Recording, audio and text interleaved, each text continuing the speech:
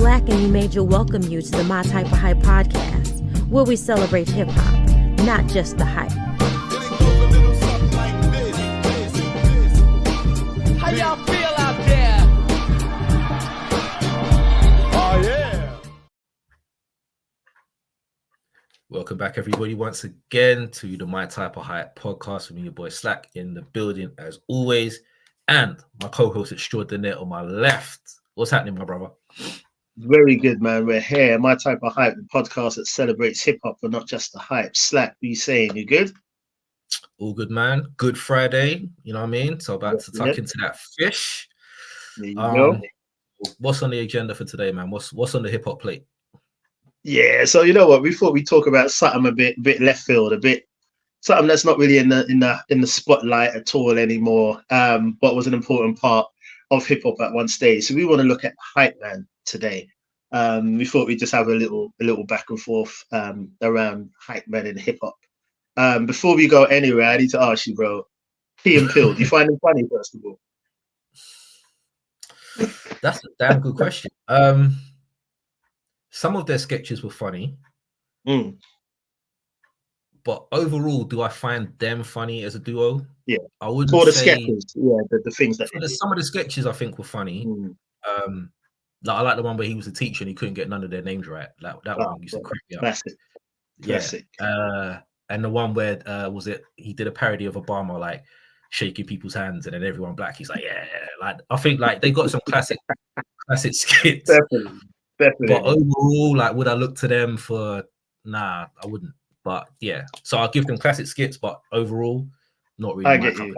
I mean, yeah, they can be hit and miss, but when they hit, bro, perfect hit and miss. That's it. Yeah, perfect. Yeah.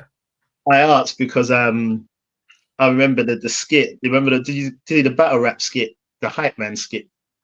Did you see that one, or do you remember it? I don't think I remember it now. Thank you. After the episode, watch it, bro. It's funny, man. And it's just funny because obviously, you know, Key and Peele, they just exaggerate everything in it. So they've done a hype man skit, battle rap, and I always mix their names up. But anyway, one of them. Yeah, Peele was the hype man. So it was just ridiculous, isn't it, bro? Just watch it. I'm not even gonna like make it go like it now. It's funny. It's funny because I mentioned it because we're looking at hype men, as I said, on this episode, and we're looking at their role and what they do. So that was just obviously exaggerated and it was funny. But when you really look at a hype man and the importance of a hype man, it's mad that we don't see them more. Do you know what I mean? I mean, we were talking off air as well. Like, I can't think of any like modern day hype men. Can you? Modern day? You ain't gonna see them no more, bro. And there's a couple reasons for that. First of all, you don't see groups no more, as in general, because a hype man would always come as part of a group or something like that. You know what I mean? We don't even get groups anymore. Everyone's a solo artist. A hype man's gonna be like, how am I gonna get paid unless we do like a show? And a lot of these artists, they're not able to tour because people ain't buying their tickets. Like, how many shows have we seen that's been cancelled? The only people that are really doing tours are people like 50, LL, like those kind of legacy artists where they can still be selling tickets. You know what I mean? Like a Drake or a Wayne or them kind of artists. But if it's like I don't know, an underground artist might pack in like 100, 150 people in the show, something like that, whatever. Then you're gonna have to slice that money and give some to a hype man who isn't really contributing on the tracks. And a lot of these new artists, bro, if we're being completely 100, they can't even perform. They're literally just walking up and down the stage. They're going over their karaoke, like, so technically they've removed the group, they've removed the hype man, like they're literally just taking nuts out of the Ferris wheel, like every time. Things are just. I was thinking the other day, when was the last time that we like a new DJ's come out? Like, could you name a DJ in 2024 and be like, yo, that guy, he's really like ripping it up on the wheels? That's actually a good point. That is even a good episode, actually. It's so true because you know what? When was I listening to last night, man?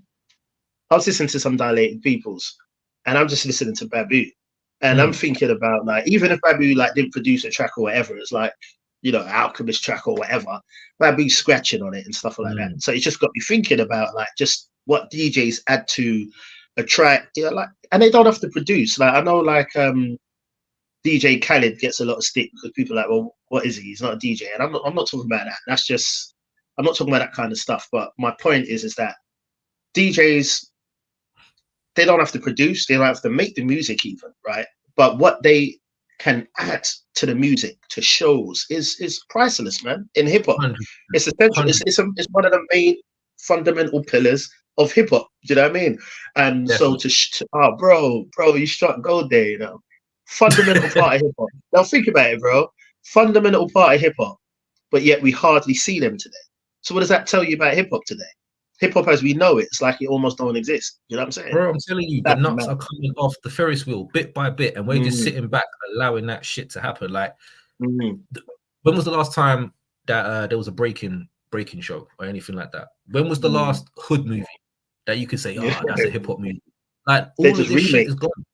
It's all gone. So when it comes to a hype man, if we can't even have a DJ, like there was a debate I saw maybe yesterday on Twitter, and this dude was arguing with one of the dudes I follow, and he was saying, I'm a DJ. So he was like, all right, cool, send me a video of you scratching.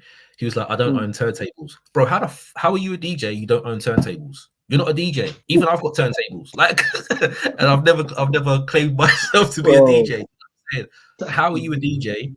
You don't own turntables. That means if you're like, all my friends that are DJs, they've got turntables in their house. They're able to practice. Like, I understand that everyone hasn't got vinyl nowadays and shit like that, but you must know how to like mix, scratch, blend, all of that basic kind. When was the last time you heard a blend? I ain't heard a blend in years. Like, that's whether it be a big song, someone else's verse, you know what I mean? Like, we used to have people used to blend the verse in with like the hottest tune at the moment. That shit was fire. We don't get none of that no more. So I say all that to say the hype man is pretty much is not existent anymore. Right, I'm just laughing at the DJ thing. People like think making Spotify mixes make them a DJ. You know what I'm saying? It's like, and like you said, you don't even need to. Like you said, vinyls. Obviously, there's a huge demand for vinyl, and loads of people still collect vinyl, obviously. But on a whole, I guess vinyl was almost being done away with because we have social media. You have streaming platforms and things like that.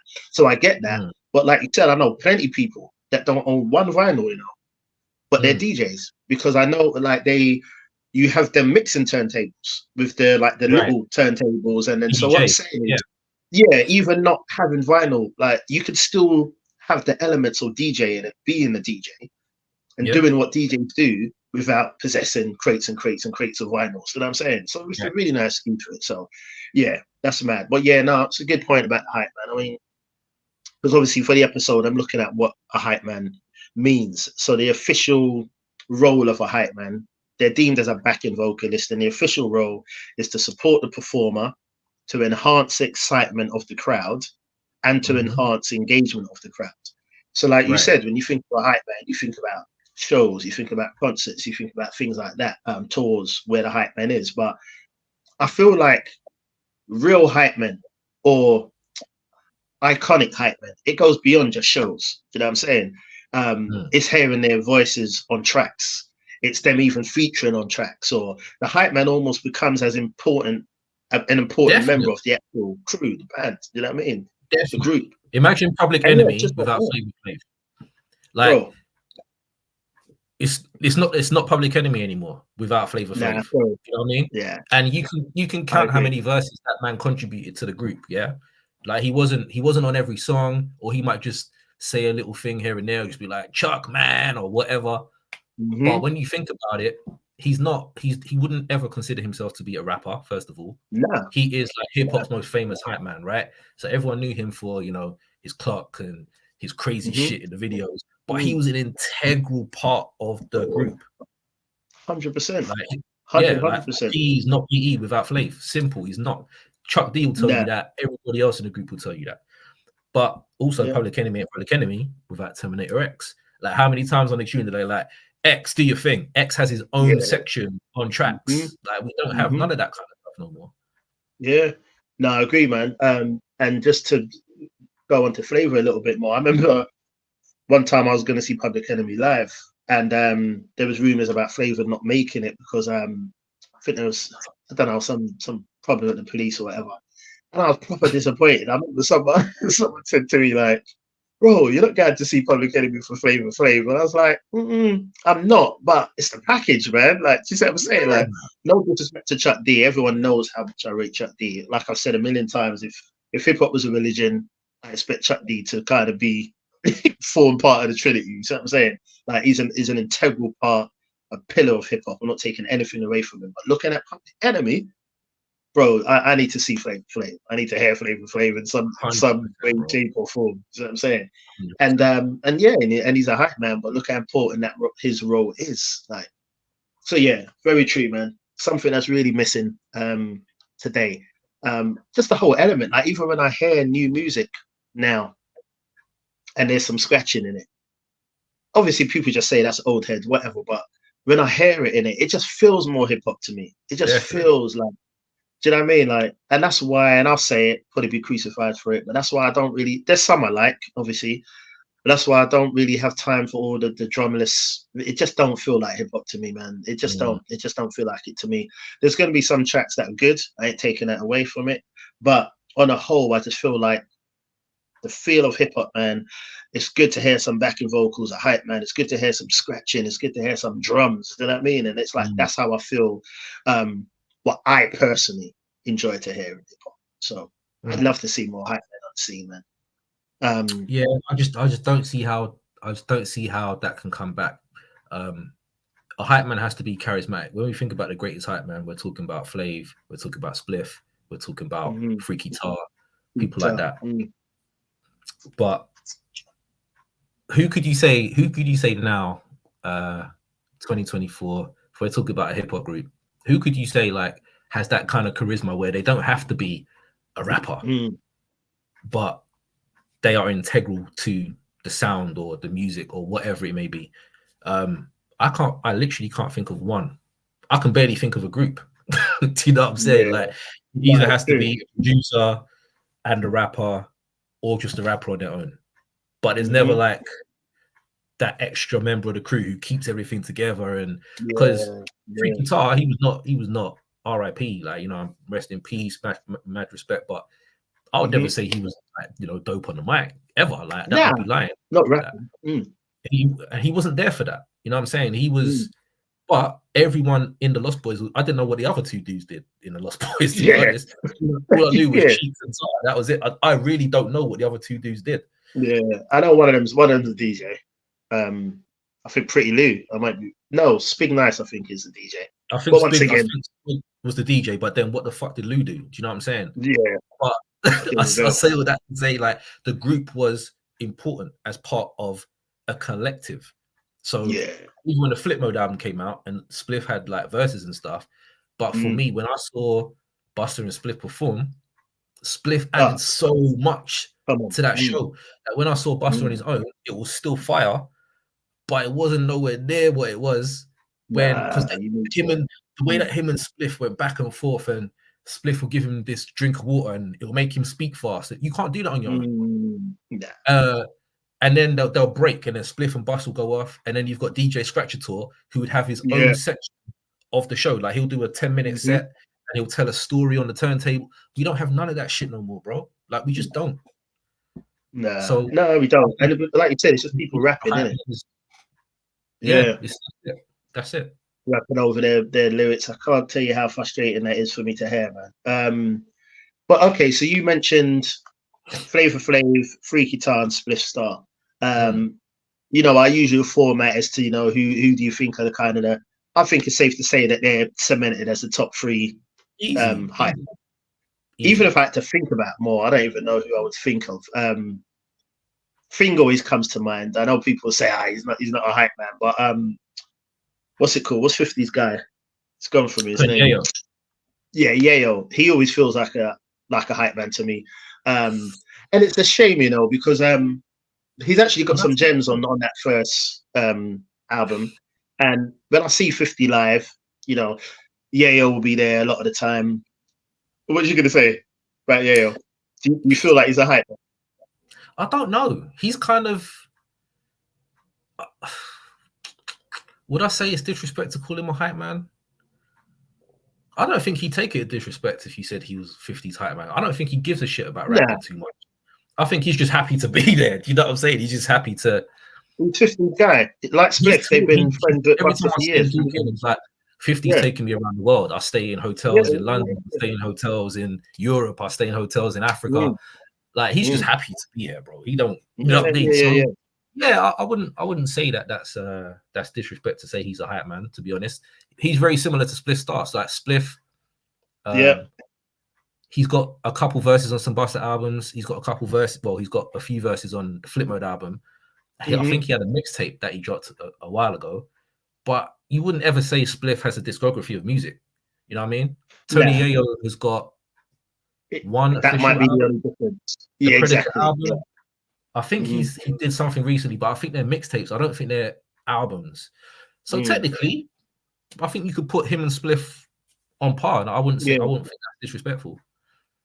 Yeah, I think because I said that to someone once, and he was like, "No, you can't call Yayo hype man, because he's an actual part of G Unit. He's in it, but Flavor Flav's a part of Public Enemy. Spliff Star's a part of you know what I mean, Flip Mode. So it's exactly. Yeah, I get it, but it's just like, I'm not saying this is right, but how my mind breaks things down, it's almost like if you're almost guaranteed to be beside that main person doing something vocally or with your presence, you automatically almost fit into that bag. Another person that comes to mind, which I want to make clear before I even say it, I do think that I've got more of an appreciation for him now. I didn't used to take him seriously when I first saw him or heard his music, but after the Bow Down album, Westside Connection, I actually think Dub C was sick on that. Do you know what I mean? I actually might think Dub C is my favorite on Bow Down. But lately, it almost feels like Dub C's become like Cube's hype man now. Like if Cube's doing a show and Dub C's there, and Dub C isn't advertised as being there, bro, you're a hype man. You know what I'm saying? Like, if your name ain't carrying the weight to be advertised as well, you get. Why didn't it say Ice Cube, Dub C, blah blah? Unless it did, but more times, the couple times it's Ice Cube and then Dub C will be there. So it's almost like okay, he's almost presenting himself as a hype man now, and he needs to be careful of that because I think he's way more than that. When he does a show like the last Ice Cube show I was at, Dub C deserves to have his own little, even if it's a little 10-minute medley of his own stuff. Do you know what I mean? He should have that. You get me? But yeah, so top three, we'd say Flav, Freaky Tar, Spliff Star. Okay.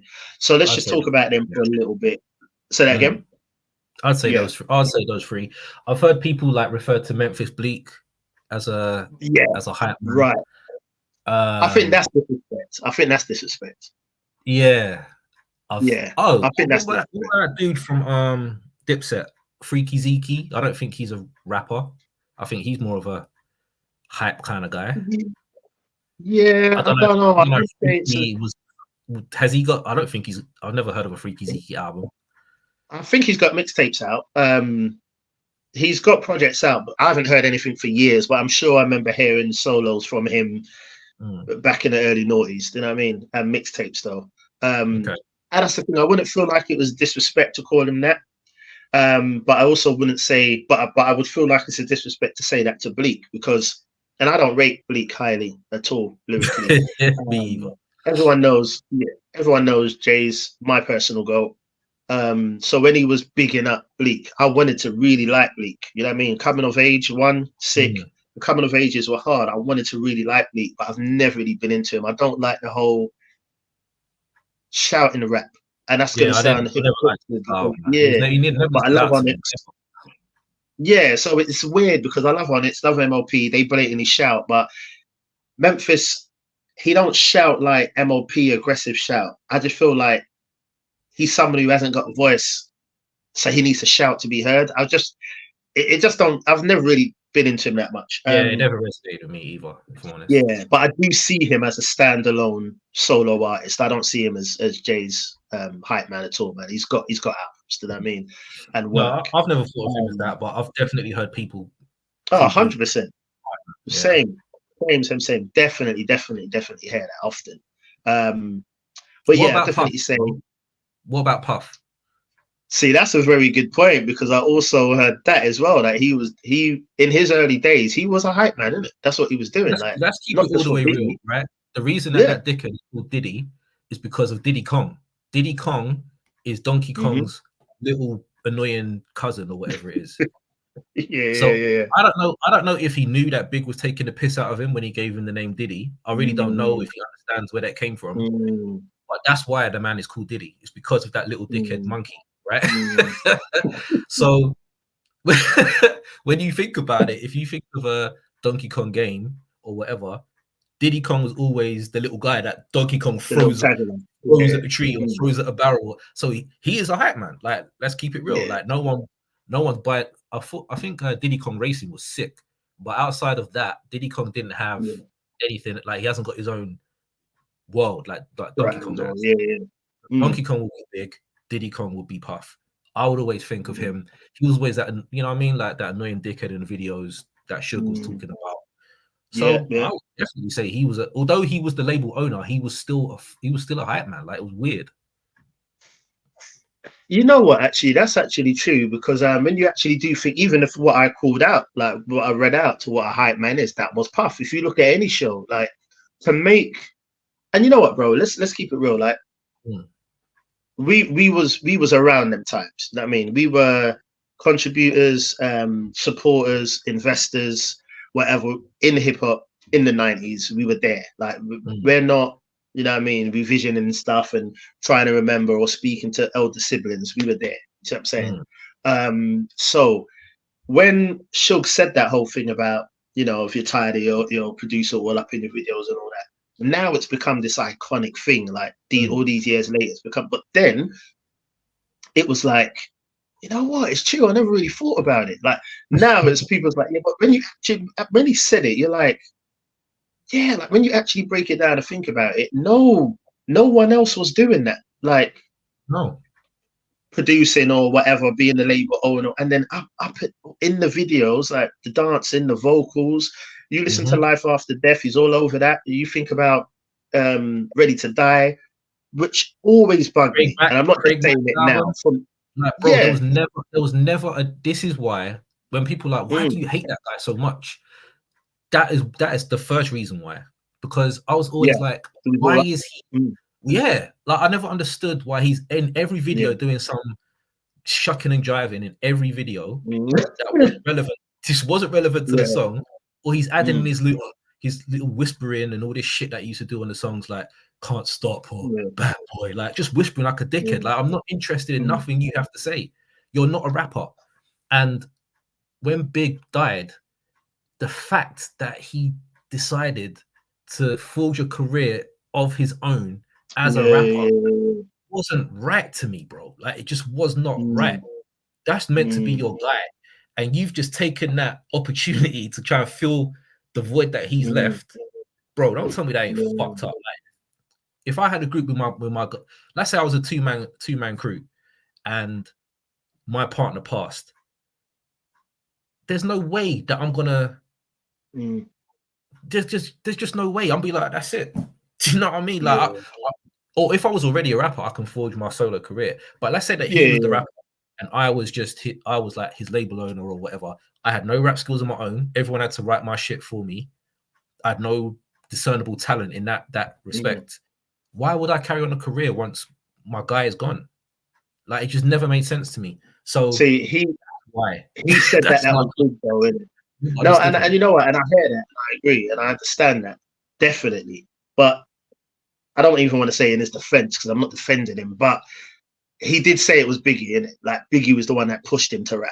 Like, bro, the man called you Diddy. He didn't respect you. Like, he was about to leave your label. Like, let's cut the bullshit. He wasn't telling you to be a rapper. He was probably like, you've got a little something. Let's see what you can do. Like, taking the piss. Right, he didn't. If he didn't respect Craig Mack, why would he tell Puff to rap? Like, think about it. He didn't respect Craig Mack as a rapper. He didn't respect Mace. So why on earth are you going to tell this dickhead to rap? Like, it's not gonna. Or people have to write his rap. Biggie wouldn't respect you if you didn't write your own shit. So why would he try and? No, it's true because obviously with Junior Mafia, that's him getting his little friends out. You know what I mean? out of the hood or whatever, just getting them in a better position. So him writing for them is a whole different scenario. We get that. And let's be real, he had to hide the fact that he wrote for them, because if Puff found out he was writing for them, he would have to hand over that publishing. So he had to hide all that shit. So why would he? He had to write for Puff too. Like on the No Way Out album, he wrote for Puff, right? Yeah.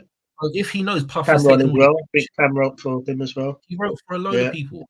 So if he knows that Puff is going to take all his publishing, why is he going to push you to be a rapper and you're going to take all the money that he's writing for you? It doesn't make sense. I never bought that line that Big pushed him to be a rapper. I never understood that. So for me, he was always desperate to be the star. That's why he was always in the videos, because there was no other reason. Like Jermaine Dupri used to be in videos here and there, but he was always like, let me introduce you to this person, and then he'll duck out. I got respect for Jermaine. That's different, in my opinion. I feel like for me, it was. No, you're right. It wasn't as he didn't feel like he was trying to be a star. Like even when you look at the Dolly My Baby song, why what Puff did on that song was egregious. Like it was horrible. There was literally no need. There was no need for that, bro. It added nothing to the song. It made the song terrible. It's one of the worst things I've ever heard recorded. So I know, it's terrible, bro. Just do your executive thing. Stay in your office. No one gives a fuck about you. You're not talented. You can't rap. Leave it alone. So like I don't know. So I would say he's a hype man, if I'm being honest. He might have owned the label and stuff, but he was the one at Biggie shows, like, you know what I mean? He was the one, like you said, all over his albums. You're a hype man, bro. Is what it is. Yeah. But would I put him as one of the best ones? No, because I didn't find Flav annoying. I didn't find Spliff annoying. I didn't find Steve annoying. Puff, you were annoying because everything that you contributed was bullshit. Like everything, I tried desperately to remove all his vocals off Ready to Die and Life After Death. Like I swear to God, like any inflection that he's got on there, I wanted it gone because it annoyed me. Yeah, there's no doubt about that. That's the key difference. You hit the nail on the head there. Whether it's annoying or not. Like for me, when you said that, I immediately remember one time I heard I don't want to call it a reference track, but I heard Let's Cute Beamers and Benz, Lost Boys, and everyone knows how I feel about that song. But I don't know what it was, but I heard the version without Freaky Tata on it. He had no ad libs on it or nothing, bro. It was, I don't want to say it was awful because the beat was the same and Cheeks was the same, but it was empty, bro. It was just like, this is so a good hype man, not just shows, but vocally, they need to add something to the track. And like you said, people like Flavor Flav, he done that, man. Like even to the point where Freaky done the 1 2 3, the Problems on what's it called? Is that a 5 Mics song? No, of course it's not. But it was catchy and it was cool. I had no problems with it, to be honest with you. 911's a joke, Flavor Flav. That was actually a good song. You know what I mean? So it's to the point where they're having fun. You just enjoyed what they're doing, where they can even branch out and do a little something on their own, and it'd be cool because you just have a respect for them for what they've added to the group project. You know what I'm saying? Right. So definitely, man. Let me ask you this then. You asked if Puffy being a hype man, What would you say? And we spoke about Bleak and others. What would you say about Sendog for Cypress Hill? Definite hype man, 100%. But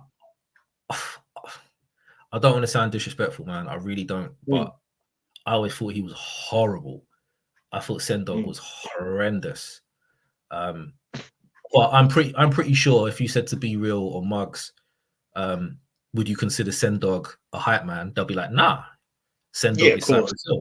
They'll probably be like, you know, he's integral, he's done this, he's done that, he's done that. But I'm not behind the scenes to know what he does. So as far as I can see as a consumer, he's just whack to me. Like I didn't see the point. Like if he had a verse, it was whack. Like if someone could tell me a dope verse by Sendog, I'll take it back. I have never heard one. And anytime that he was on a song, I'll be skipping that shit. Like I'm not interested. It just was horrible to me.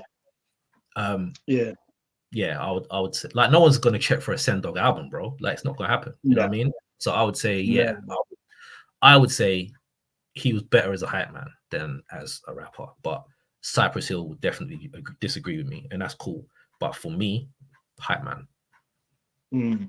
Yeah, no, it's interesting. I asked because, man, I love Cypress Hill, man. I just got to give them props again. Like the Ice Cube show that we went, um, Cypress Hill was there as well, and they killed it, man. It's a sick show, man. And I think their catalogs, their first 3 albums for me, hard. Hard. But Hard. yeah, trust me, not really mentioned enough, man. Like they came out the gate with a classic. I don't care. Cypress Hill is a classic, the album, and 2 dope follow-ups, man. But I've never ever seen Sendog as a hype man, but it's weird because I never really saw him as any kind of like lyrical part of the crew. But I always, if I think of Cypress Hill, I'm never not going to think about Sendog.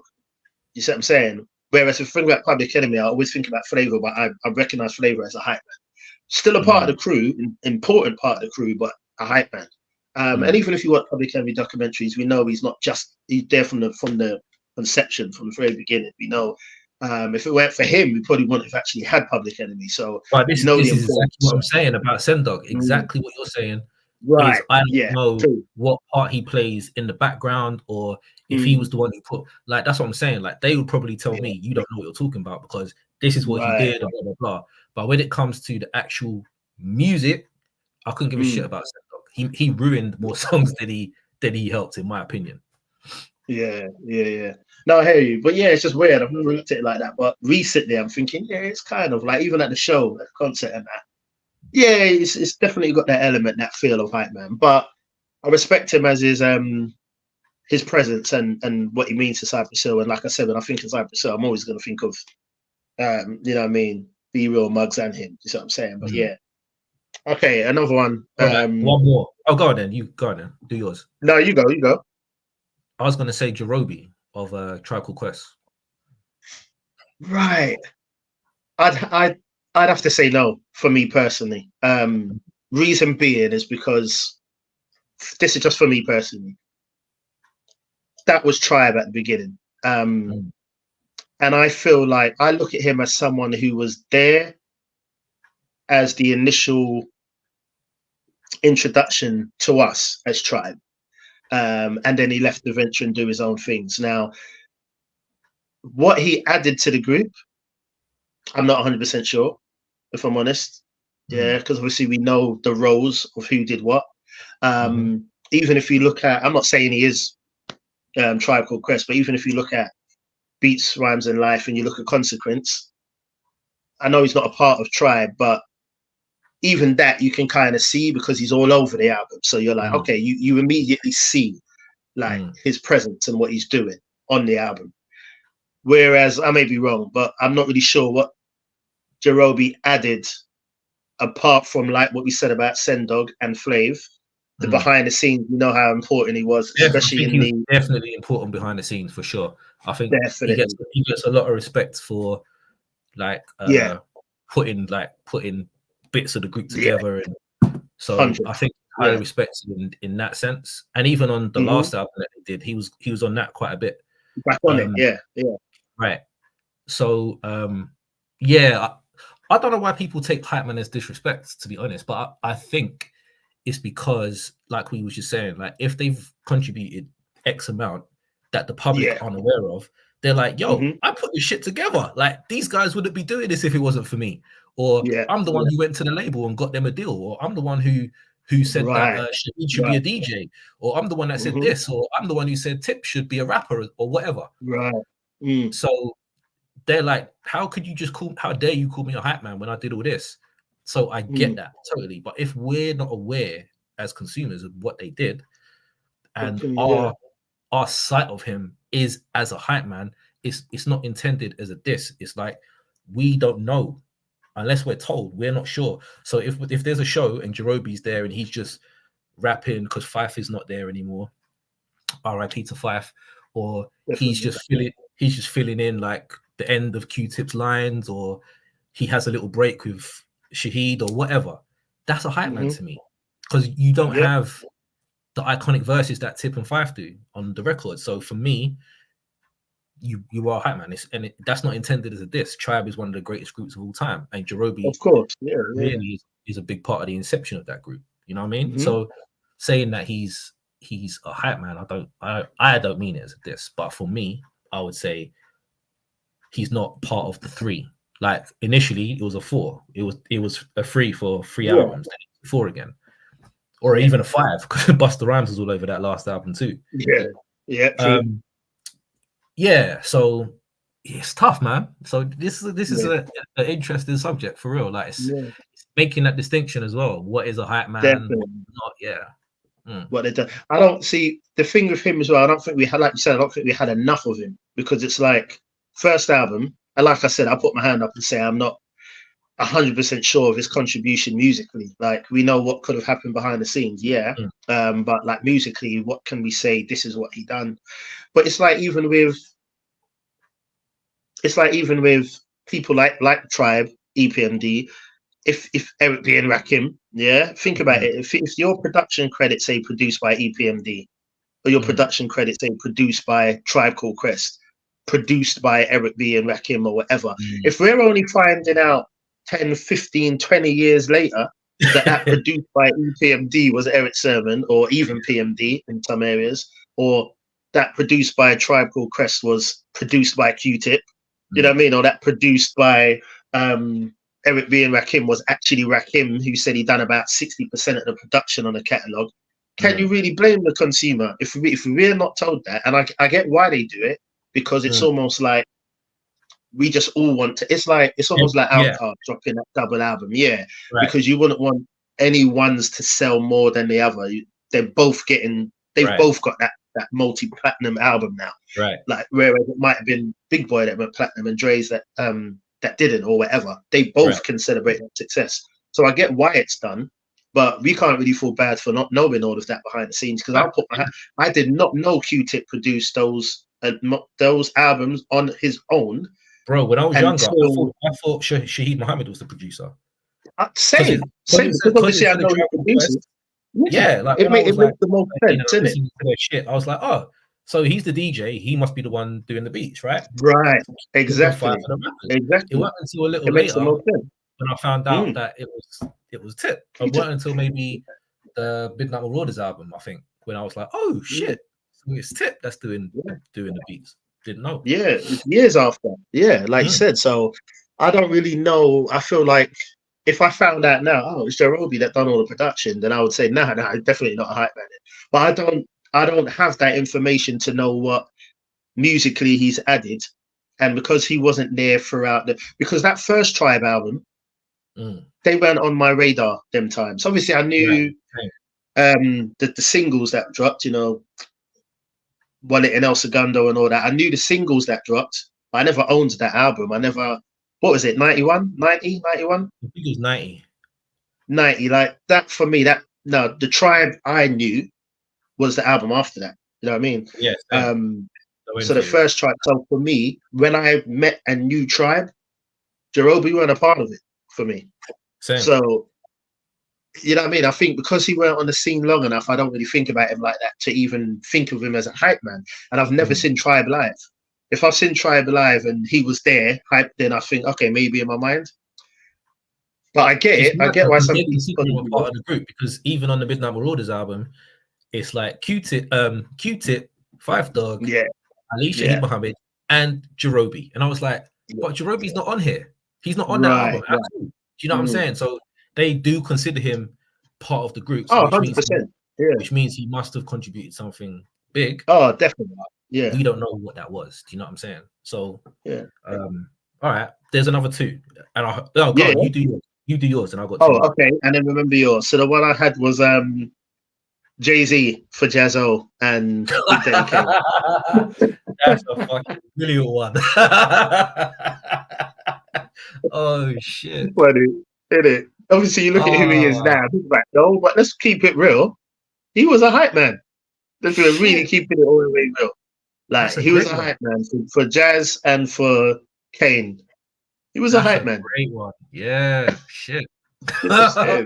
Wow. Like I think he'd be offended by that now, and most people would be. But if we keep it all the way real, he was, and that's why when people were first going at Jay, it was all about that Hawaiian selfie and all that, because it was almost like, you're right, bro. You're you know what I mean? Right. Which brings me to Tupac. Tupac was the hype man. Right. Yep, I was thinking that. Yep. So the 2 I had in mind was 5 Foot for Black Moon.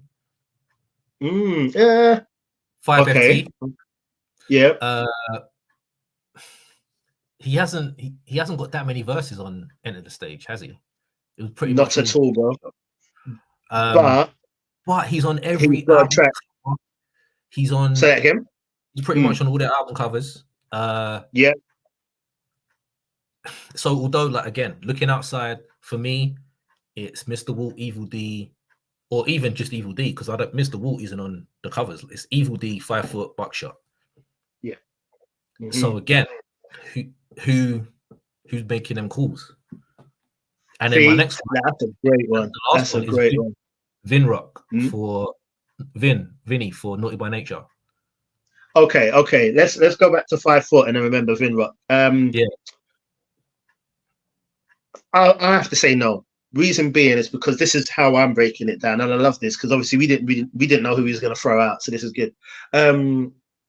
For me, when you think of Black Moon, the most important album that Black Moon has is End of the Stage. End of the Stage, easy, yeah. Yeah, and we know he's on the front, and we know he's got verses throughout the album, but not that much. For me, the reason why I can't look at him as a hype, or why I don't or haven't before, is because I think the albums after that,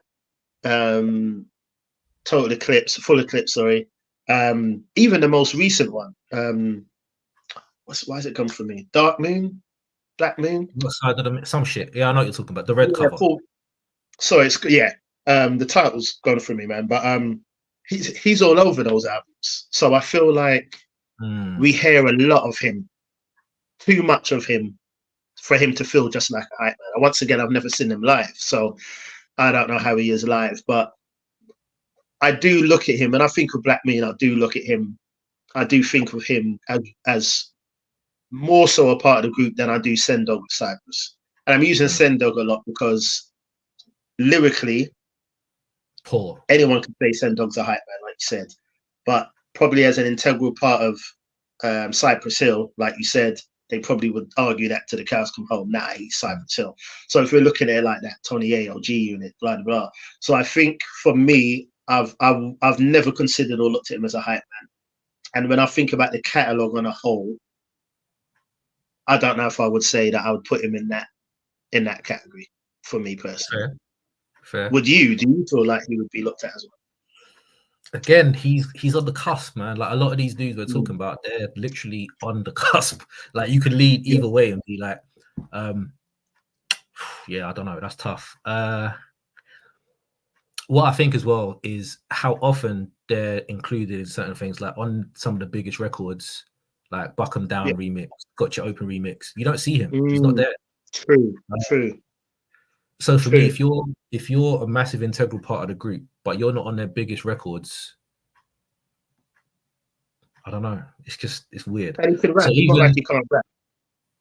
Yeah, it's like so he could we're not going to bring you in for our biggest hits or whatever. And if they did a live show, he's going to be doing the ad libs for their biggest songs. Now, if you are an integral member of the group, you should have verses on those records.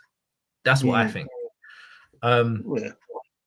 It's kind of the same for Vinny. Like the first time I heard Vinny rap was on Craziest.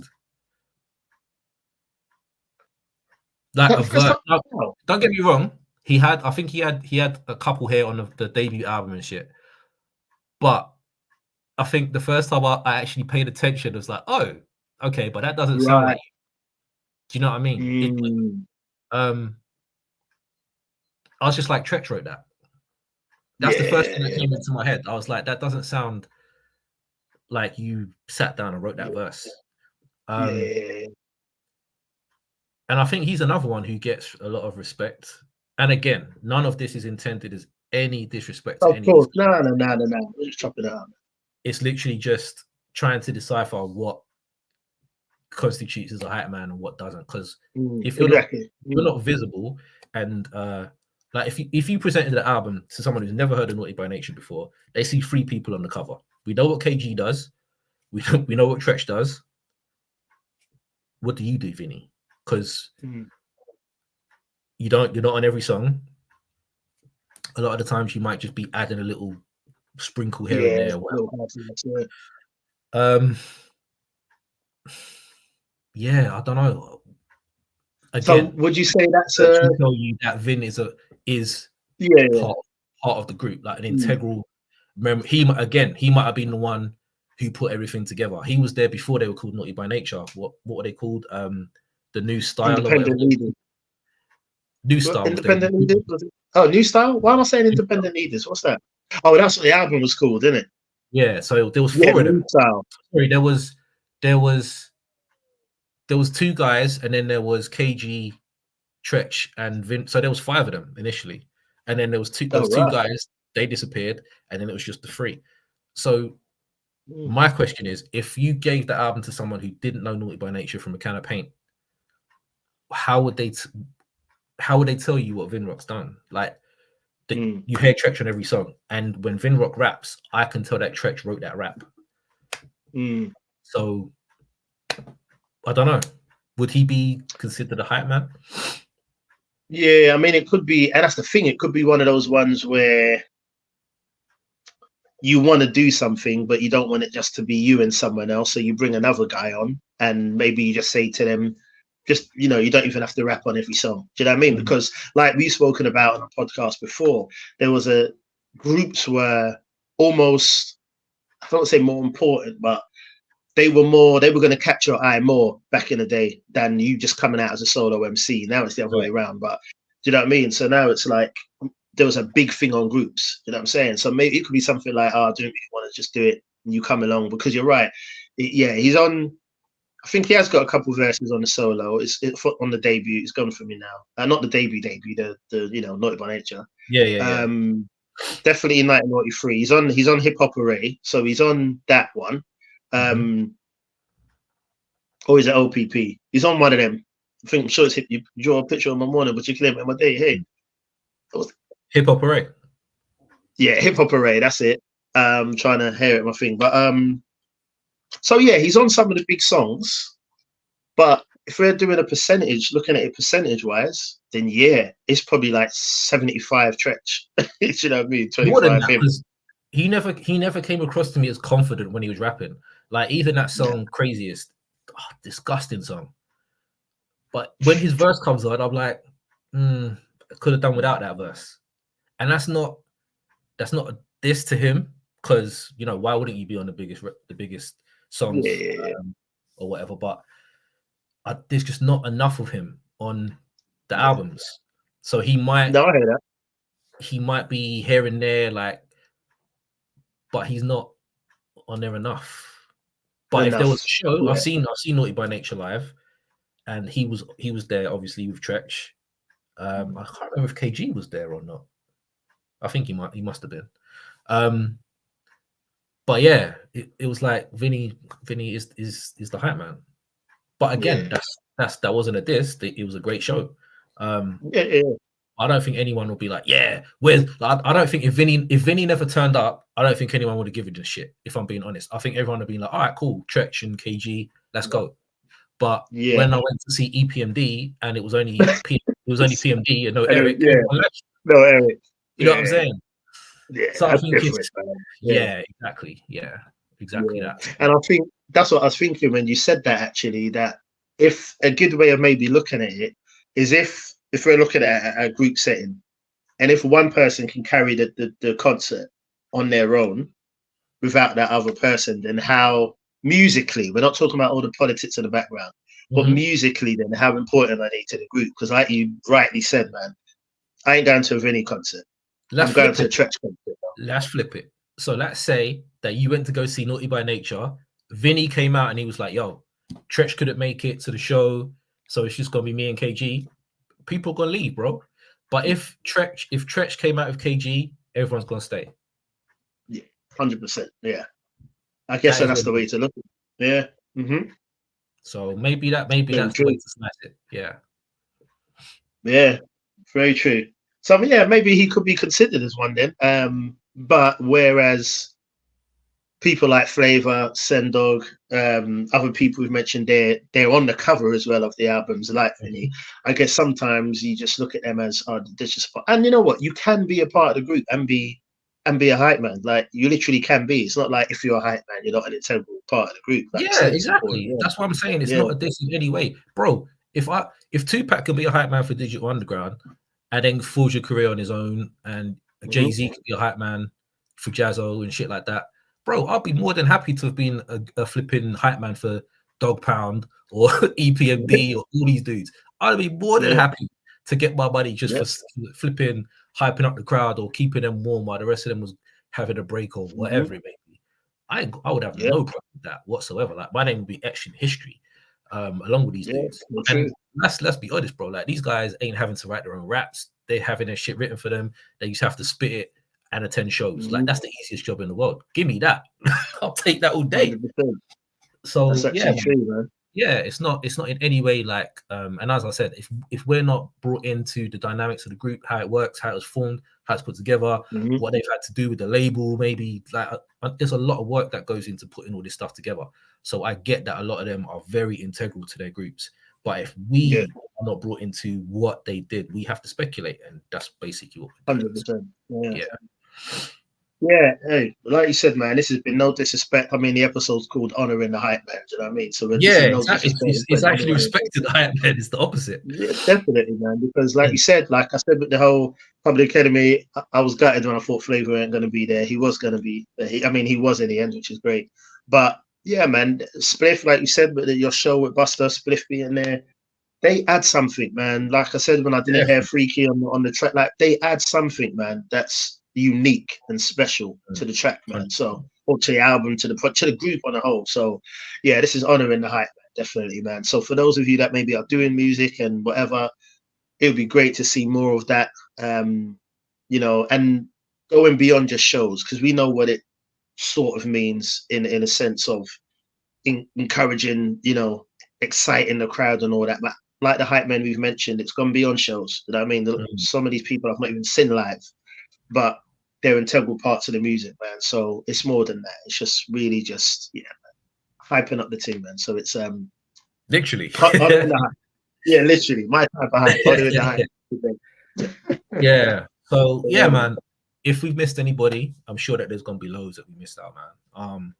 But yeah, drop them below for sure. And yeah, mad respect to the hype man. Again, a big integral part of hip hop that, as I said earlier in the show, we can see like certain elements of what used to make hip hop what it is being slowly taken away. Someone made a really good point the other day when they was like, it feels like the rapping style has gone back rather than forward. So everyone's kind of emulating everything right now. There's like kind of one style that a lot of people are doing. Not everybody, but the majority of people. So he's like, it feels like it's gone back to the 80s. It feels like hip hop has gone back to its inception, although it started in the 70s, but not many people recognize what happened in the 70s. A lot of people, you know, around our age, well, a lot of ours is kind of like very, very, very end of the 80s, early 90s.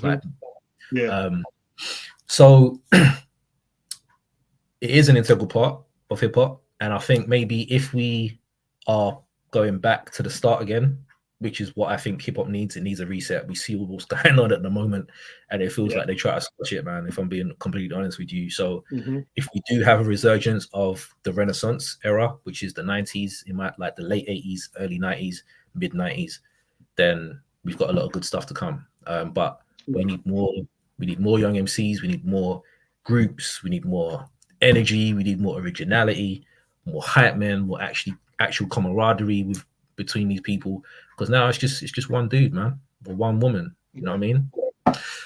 So yeah, man, if we can go back to that, I'll be more than happy, man. So I hope everybody that's watching enjoyed the episode. Do feel free to chime in, let us know what you think. Thank you for everyone who tunes in, as always. Thank you for liking, sharing, retweeting, everything else that you guys do. That's why we keep going. Yeah, man, catch us on the next one. We got some real exciting shit coming, I promise you. Some unexpected stuff, man. So people are definitely watching us. I found out some people are following me. I had absolutely no idea. Some amazing people that are following me, man. So share, man. Shout out to all of you guys, and we'll catch you on the next one. So from me, your boy Stack, as always, in the building. and my co-host extraordinaire on my left. Yes. Thank you for joining in and joining with us this week, man. My Type of Hype, the podcast that celebrates hip hop and not just the hype. So until next week, man, stay blessed and keep it hype. Peace. See you next week, peeps.